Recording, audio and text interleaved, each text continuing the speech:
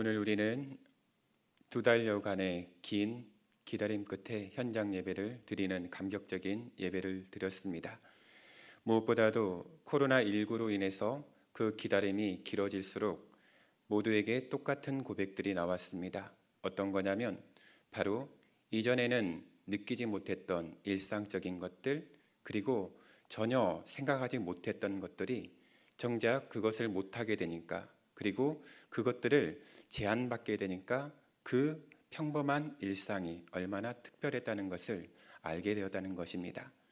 특별히 현장 예배를 드릴 수가 없어서 온라인으로 영상으로 예배드리며 제한된 예배를 드릴 수밖에 없었던 그 상황 가운데 성전에 마음껏 나와서 예배드리고 함께 교제하고, 그리고 이 성전에서 여러 사역들을 했던 그 시간들이 얼마나 행복했고 감사했다는 그 시간들을 묵상했던, 그리고 깨닫게 되었던 시기였습니다. 오늘 오전 예배 때 우리가 영상을 하나 보았는데 그 영상에 나온 그 멘트처럼 오늘 인사하면서 말씀을 전하고자 합니다. 보고 싶었습니다. 그리웠습니다. 사랑합니다. 한번 옆 사람과 인사하며 시작하도록 하겠습니다.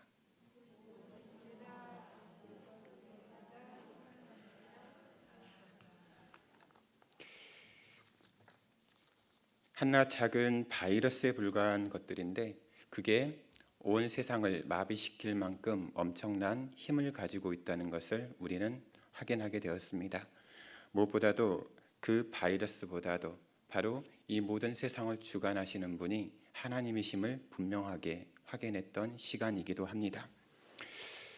농사를 지어보지 않았지만 농사를 짓는 사람들에게 가장 중요한 게 있습니다. 바로 그것은 작물을 심고 또한 거두는 과정 가운데 바로 그 작물이 잘 자라기 위해서 꼭 필요한 것이 있죠. 바로 수분입니다. 물입니다. 그래서 논농사가 됐든 밭농사가 됐든 그 물을 길어오고 그 물을 그 작물에 뿌리는데 많은 수고와 노력을 다합니다. 가뭄이 들었다고 생각해 보십시오. 가뭄이 들었을 때 농사를 짓는 농부의 입장에서 많은 작물들을 심어놓은 밭이 있고 논이 있습니다. 그 많은 그 범위에 물을 길러서 또한 물을 뿌려서 그 작물들에 필요한 것들을 공급하고자 한다면 얼마나 많은 시간과 노력이 든다고 생각하십니까? 하루 종일 새벽부터 밤 늦게까지 온전히 헌신해야지 그 일들을 감당할 수 있을 것입니다. 그런데 이 상황 가운데 단박에 끝낼 수 있는 일이 있습니다.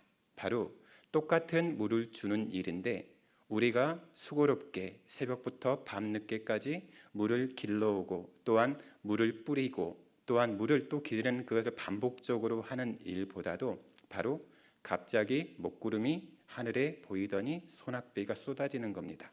그러면 가뭄의 상황이라 할지라도 그 모든 가뭄에 해갈되어지는 그 상황들을 우리는 두 눈으로 똑똑히 목격하게 됩니다. 우리가 하는 일들은 바로 힘이 듭니다. 그만큼 시간이 듭니다. 하지만 그게 잘못됐다는 것이 아니라 바로 우리의 힘과 노력에는 한계가 분명 있다는 것입니다. 하지만 하나님이 하시는 일들을 보게 되면 우리가 감히 생각하지 못했던, 그리고 우리가 전혀 예상하지 못했던 그 일들을 너무나 거뜬히 넉넉히 해 간다는 것을 확인하는 것이죠. 하루 종일 물동이로 물을 준 것과는 비교할 수 없을 정도로 바로 그 소낙비가 엄청난 그 시간을 절약하고 또한 더 많은 땅에 그 비를 뿌려주듯이 바로 하나님이 하시는 일이 이와 같습니다. 내 힘으로 할 때에는 힘이 듭니다. 하지만 하나님이 하시면 그것은 수월해집니다. 그게 사람과 하나님이 갖고 있는 엄청난 차이입니다. 우리는 하나님이 지은 피조물에 불과합니다. 피조물에 불과한 우리가 바로 좀 배웠다고, 좀 뭔가를 안다고 똑똑 박사 역할을 하게 됩니다. 특별히 세상의 과학이 발전하게 되면서, 과학이 발달하게 되면서 하나님보다 과학을 더 의지하고 또한 그것을 신봉했던 우리의 모습이 많이 있었습니다. 하지만 이번에 이 코로나19 상황을 통해서 그 모든 것들이 무참히 무너졌습니다. 선진국도 그리고 화려한 첨단 과학기술을 가지고 있는 그 국가도 이 작은 바이러스, 하나님이 다스리는 이 창조 세계의 그 질서 가운데는 맥없이 무너졌기 때문입니다. 오늘 본문의 말씀을 통해서 우리는 이 모든 것을 주관하신 분이 바로 하나님이심을 다시 한번 확인하고 또 확인하고자 합니다. 오늘 말씀을 보시게 되면 내 인생의 문빗장을 견고케 하시는 분, 바로 우리 삶을 풍성하게 해주실 분이 하나님이심을 강조하고 있습니다. 내 삶을 풍성하게 하실 분이 하나님이시다, 그 사실을 인정하고 또한 믿는 그 시작이 바로 우리의 신앙의 자리가 되길 바랍니다.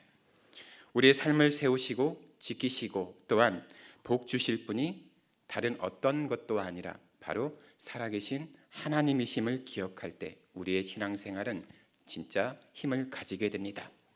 오늘 본문의 말씀을 한번 살펴보겠습니다. 12절을 보시게 되면 하나님을 찬양하라고 우리에게 명령합니다.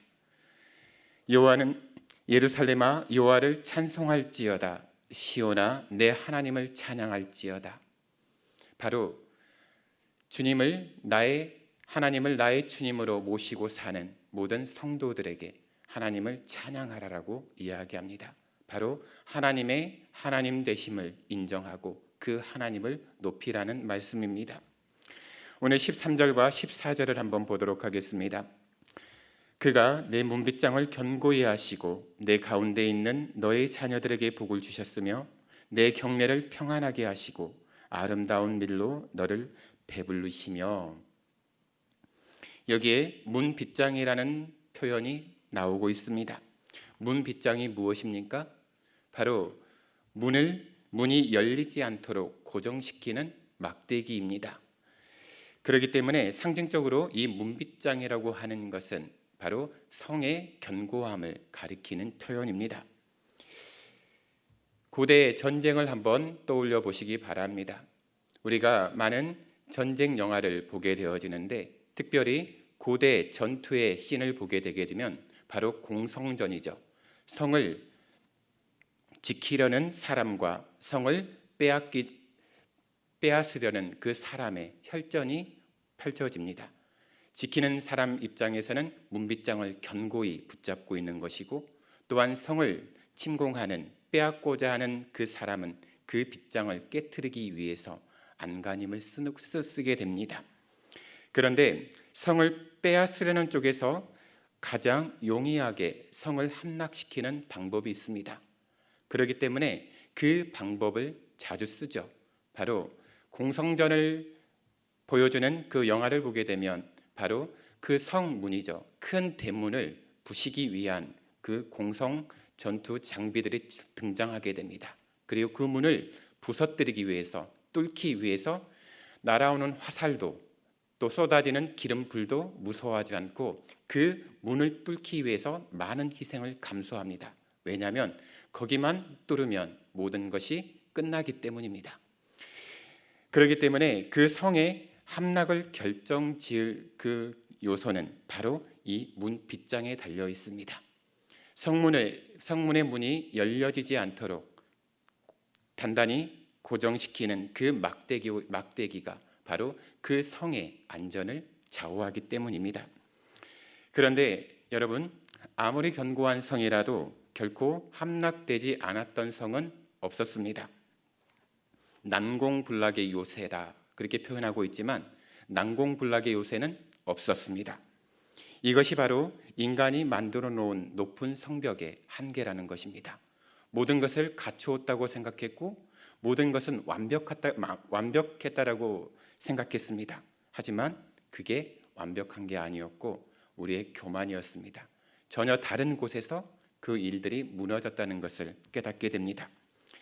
바로 시간의 차이만 있을 뿐 결코 견고함 그리고 결코 점령되지 않을 성은 이 세상에 단 한 곳도 없었습니다.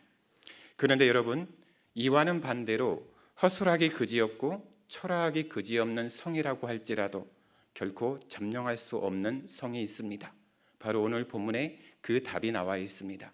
바로 하나님께서 문빗장, 그 문과 문을 단단히 고정시키는 막대기와 같이 그 문빗장을 견고케 하시고 그 성의 성 경내를 평안하게 하시는 분이 하나님이실 때, 바로 하나님이 그 성을 지켜주실 때 그 성은 어떠한 장비를 동원해도, 어떠한 강력한 군대가 와도 그 성은 점령할 수 없습니다. 왜냐하면 하나님이 그 성의 문빗장을 아주 견고하게 단단하게 채우고 계시기 때문입니다. 그렇기 때문에 하나님이 함께 하시는 성, 하나님이 지켜주시는 그 성은 수많은 파수꾼들이 지키는 성보다 안전하다고 할 수 있습니다. 든든합니다. 오늘 16절과 18절의 말씀을 한번 보도록 하겠습니다. 눈을 양털같이 내리시며 서리를 재같이 흩으시며 우박을 떡 부스러기같이 뿌리시나니 누가 능히 그의 주의를 감당하리요. 그의 말씀을 보내사 그것들을 녹이시고 바람을 불게 하신즉 물이 흐르는도다. 눈을 양털같이, 그리고 서리를 재같이, 또 우박을 떡 부스러기같이 뿌리신다라고 되어 있습니다. 또한 추위로 얼어붙은 것을 다 녹이시고 바람을 불게 하여서 또한 물이 흐르게 하신다라고 증거하고 있습니다. 그런데 우리가 방금 읽었던 말씀은 특별한 말씀이 아니죠. 바로 여러분들이 우리가 살고 있는 이 세상에서 경험했던 것이고 당연히 알고 있는 기본적인 지식입니다. 그런데 하나님은 전혀 특별할 것도 없고 새로울 것도 없는, 누구나가 느끼고 경험하고 있는 이 자연 그 자체를 통해서 우리에게 말씀하시고 또한 우리가 깨닫게 되기를 원하고 계십니다. 이러한 자연현상을 보면서 하나님의 역사를 느낄 수 있는 것, 우리는 불과 2달여 전만 하더라도 우리는 그 사실을 몰랐습니다.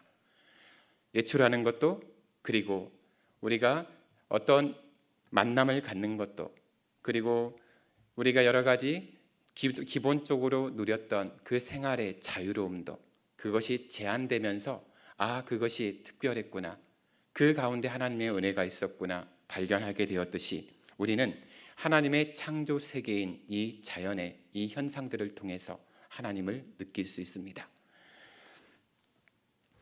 그런데 이렇게 우리가 일상적으로 볼 수 있는 이 자연 현상 가운데 하나님의 통치를 깨닫는 사람들은 우리의 생각과는 다르게 극히 소수라는 사실입니다. 심지어 하나님을 주님으로 모시고 있는 우리들조차도 삶이 너무 분주해서, 그리고 삶이 너무 바빠서 교회 마당에 심겨놓은 꽃도 볼 시간이 없습니다. 꽃인지도 모릅니다. 그냥 지나칩니다.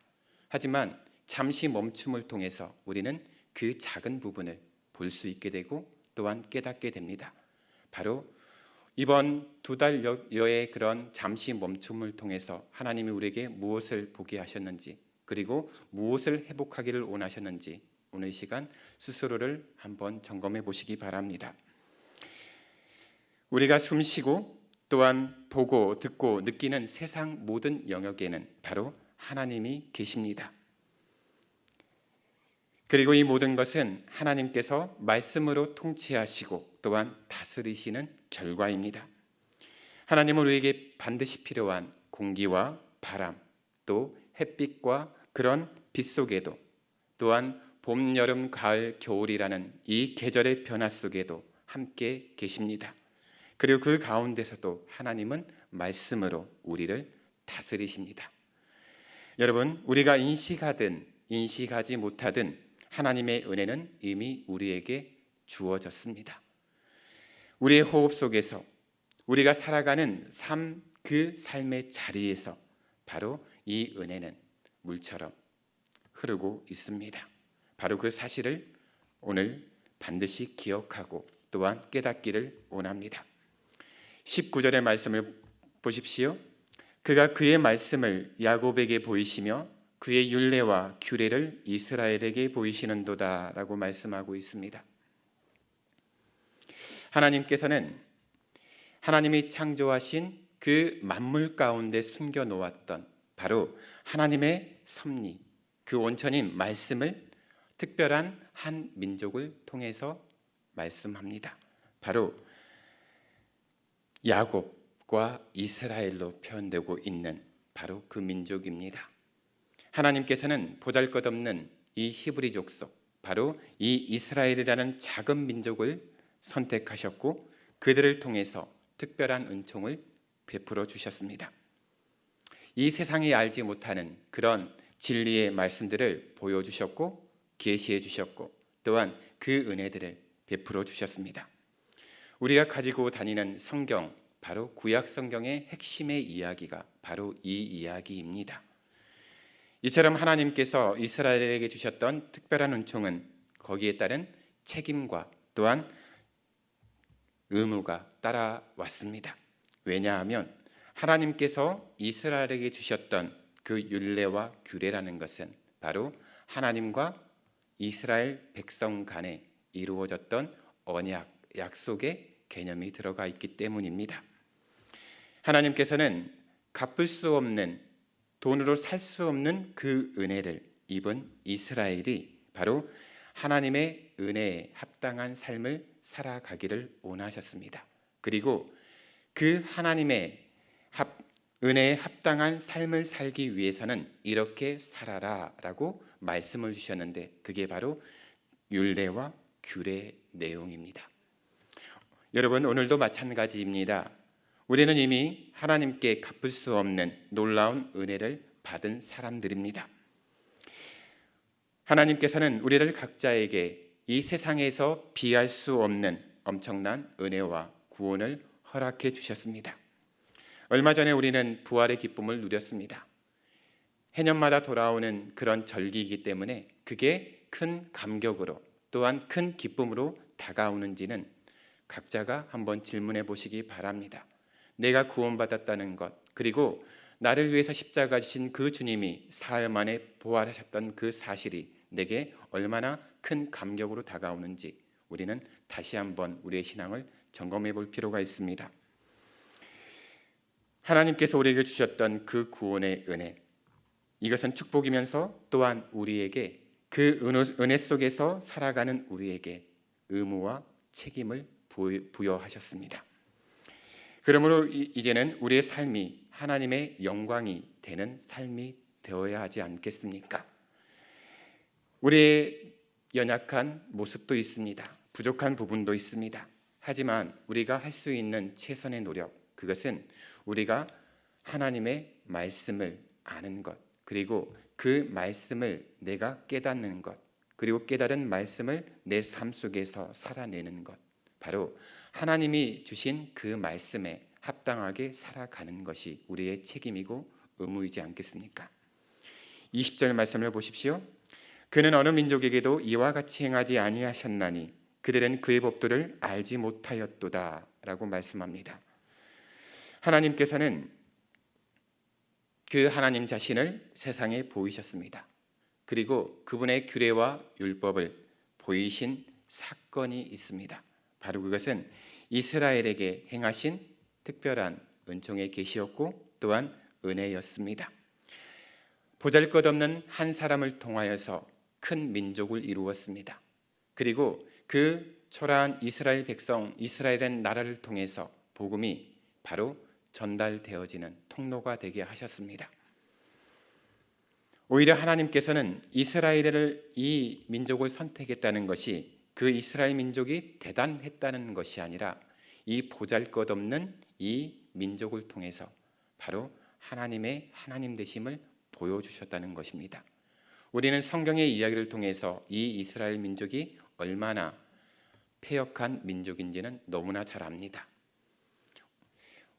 우리 또한 마찬가지입니다. 우리가 특별하다고, 하나님의 선택에서 우리를 구원해 주셔서 특별하다고 생각할 수 있습니다. 하지만 우리는 특별하지 않습니다. 우리를 선택해 주신 그 하나님의 은혜가 특별한 것입니다. 바로 이스라엘도 마찬가지입니다. 이스라엘이 특별한 것이 아니라 이스라엘을 선택한 하나님의 뜻이 있기 때문에 바로 그 선택에 특별함이 있는 것입니다. 하나님은 이스라엘이라는 이 민족을 통하여서 바로 구원을 이 땅에 선물로 베푸셨습니다. 바로 주 되신 예수 그리스도가 이 땅으로 오시게 된 것입니다. 바로 예수 그리스도 안에서 우리가 은혜를 누리고 구원을 누리고 있는 것입니다. 오직 이스라엘의 후손으로 오신 예수 그리스도 외에 어디에도 구원을 이 땅에 두시지 않았다. 바로 이 사실을 오늘 말씀을 통해서 이야기하고 싶은 것입니다. 오직 예수 그리스도 안에 감추어진 그 진리의 복음이 바로 우리에게 참 자유와 그런 또한 그 기쁨을 줄 수 있습니다. 이 믿음 안에서 우리가 굳건히 서야 합니다. 바로 예수 그리스도 외에는 우리에게 바로 우리를 구원할 구원자가 없음을 확인할 수 있는 시간입니다. 오늘 말씀을 보시게 되면 하늘에서 눈을 내리게 하시는 것도 또 서리를 내리게 하시는 것도 그것들을 녹이는 것도 하나님께서 하시는 일이라고 강조하고 있습니다. 다시 말해서 우리 하나님은 모든 것을 주관하시는 하나님이심을 우리에게 거듭거듭 강조하고 있는 것입니다. 모든 것을 주관하시는 하나님께 나의 인생을 맡기고 살아간다면 우리 삶이 복되고 아름답지 않겠습니까? 오늘 말씀에서는 바로 문빗장을 경고히 하시는 분이 하나님이실 때 우리의 삶이 복되고 또한 우리 삶이 아름답게 될 것이라고 우리에게 약속하고 있습니다. 하나님의 백성들에게 말씀이 없으면 바로 사막과 같은 삶을 살게 됩니다. 왜냐하면 말씀에 순종함이 없으면 우리는 영적인 침체에서 벗어날 수 없습니다. 왜냐하면 하나님의 말씀은 성도인 우리들에게 바로 영적인 생명샘과 같기 때문입니다. 또한 우리 신앙생활에 있어서 그런 활력을 가져다주는 원동력이 되기 때문입니다. 오늘 말씀 15절을 보면 재미있는 표현이 있습니다. 15절을 같이 한번 읽어보겠습니다. 그의 명령을 땅에 보내시니 그의 말씀이 속히 달리는도다. 말씀을 가리켜서 표현하고 있는데 말씀이 달린다라고 되어 있습니다. 달리는 것은 사람이 달리거나 말이 달리거나 그러는 것이죠. 그런데 그 표현을 하나님의 말씀에 비유하고 있다는 것입니다. 말씀이 달린다. 바로 그것은 하나님의 말씀에 순종할 때 이루어지는 것을 우리에게 이 비유를 통해서 이야기하고 있는 것입니다. 말씀에 순종하는 사람에게 계속해서 달고 오묘한 그 말씀을 보내주십니다. 그렇기 때문에 말씀이 그 삶 가운데 물 흐르듯 달린다는 뜻을 가지고 있습니다. 말씀이 내 삶 가운데 달릴 때 우리는 그 은혜를 끊임없이 넉넉히 경험하게 될 수 있는 것이죠. 코로나19의 위기의 때를 지내고 계시는 모든 성도님들의 가정 가운데 바로 그 가정에도 학교에도 또한 일터에도 그 모든 삶 속에 바로 이 여호와 하나님의 말씀이 달리게 하시길 바랍니다. 말씀이 달리게 하는 것은 바로 하나님의 말씀에 합당하게 살아갈 때 바로 그 말씀이 우리로 하여금 바로 달리게 만듭니다. 바로 하나님이 그 말씀을 통해서 우리를 이끌어 간다는 말씀입니다. 바로 순종이라는 그 작은 끈아풀이 바로 하나님 말씀에 매어 있을 때 하나님의 말씀은 달립니다. 그러면 그 말씀에 붙들린 우리는 당연히 끌려가게 되죠. 바로 하나님의 말씀이 우리의 주인이 되어서 달리신다는 겁니다. 감정과 기분에 따라서 우리가 여러 가지 일 가운데 요동치는 모습들을 보게 되어집니다. 특별히 코로나19 상황 가운데 집콕을 많이 하셨습니다. 그리고 제한된 장소에서만 생활하셨습니다. 그러다 보니까 답답한 감정도, 외로운 감정도, 그리고 여러 그런 우울증의 감정도 모든 성도님들의 그 가슴 한복판에서 난리를 쳤습니다. 바로 그때 우리에게 중요한 것은 감정이, 우리의 기분이 우리를 이끌어가게 해서는 안 되겠구나입니다. 감정과 기분이 우리를 이끌어가게 되는 순간 우리는 우울증에 빠집니다. 그리고 심각한 그런 절망 가운데 빠지게 됩니다. 하지만 하나님의 말씀이 나를 움직이게 할 때, 하나님의 말씀이 달릴 때, 바로 그 말씀에 합당한 삶을 살아가는 우리는 바로 그 말씀을 따라서 우리는 끊임없이 하나님과 함께 달려가게 됩니다. 내 힘이 아니라 우리는 하나님께 매달려 있을 뿐입니다. 하나님이 이끌어가는 그 전차 위에 우리가 그냥 타고 있는 것입니다. 단 우리가 그 전차 위에 타 올라가 있어야 하지요. 그것은 우리에게 주신 그 말씀 가운데 바로 우리가 합당하게 그 말씀을 살아낼 때, 순종하며 살아낼 때 우리는 그 경험을 할 수 있게 되어집니다. 이 세상의 모든 것을 주관하시는 분이 하나님이시라고 말씀드렸습니다. 지금 우리 모든 성도님들의 삶의 여건이 많이 좋지 않습니다. 경제적으로도 또한 육체적인 건강 가운데서도 많은 기도가 필요합니다. 하지만 그때 우리의 힘에는 한계가 있습니다. 우리의 감정의 기복도 너무나 큽니다. 하지만 그때 우리가 중심을 잃지 않기 위해서는 바로 모든 것을 주관하시는 분이 하나님이심을 인정하는 겁니다. 그리고 내가 할 수 없다는 것도 인정하시고 내려놓으십시오.